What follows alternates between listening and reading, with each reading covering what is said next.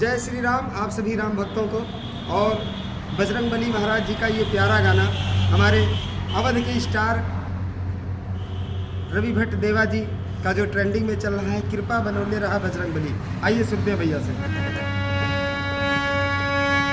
अरे कृपा बनौले रहिया बजरंगबली, कृपा बनौले रहिया बजरंगबली, तोहरे दया से नमवा चलत बा देखी दुश्मन के छाती जलत बा, झंडा बुलंदी के लहरत बाटे, झंडा बुलंदी के लहरत बाटे, आशीर्वाद प्यार सब करे मिलत बा, तोहरे दया से नमवा चलत बा।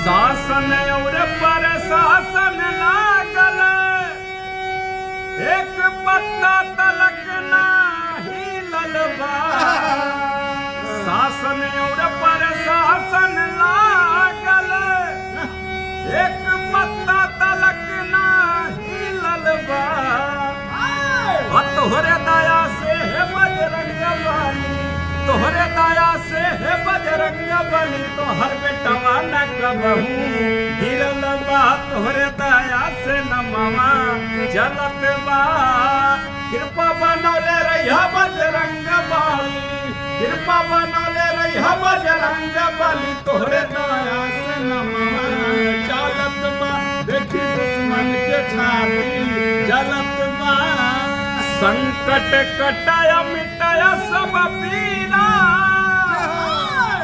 जय जय हनुमत बलबीरा, और राम दुआरे तुम रखवारे, राम दुआरे तुम रखवारे, जय जयकार सहरे अब करत बा, तोहरे दया से नमवा चलत बा, तोहरे दया से नमवा चलत बा, कृपा बनौले रहिया बजरंगबली, कृपा बनौले रहिया बजरंगबली, तोहरे दया से नमवा चलत बा, देखी दुश्मन के छाती जलत बा, अरे जरे वाला जरी के राख हो जाई, माटी में मिल के खाक हो जाई, जरे वाला जरी के राख हो जाई, माटी में खाक हो जाई।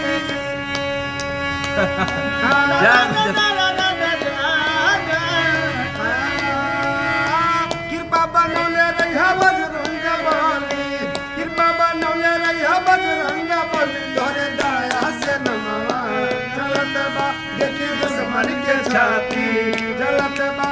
दोस्तों नमस्कार प्रणाम।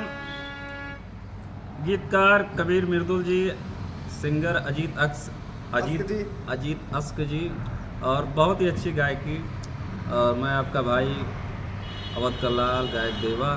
तो कलाकारों की टोली बैठी है और क्या है, हम लोग कुछ अद्भुत तैयार कर रहे हैं। इसी बीच में याद आया कि छोटा सा ब्लॉग बना करके आप सबके बीच में भेजा जाए। खूब ढेर सारा प्यार आशीर्वाद दीजिएगा और कमेंट में ज़रूर बताइएगा। कुछ नया तैयार कर रहे हैं कबीर जी, आप लोगों के बीच में जल्द ही आएगा अजीत भाई के मुखारबिन से। ढेर सारा आशीर्वाद दीजिएगा। जय श्री राम।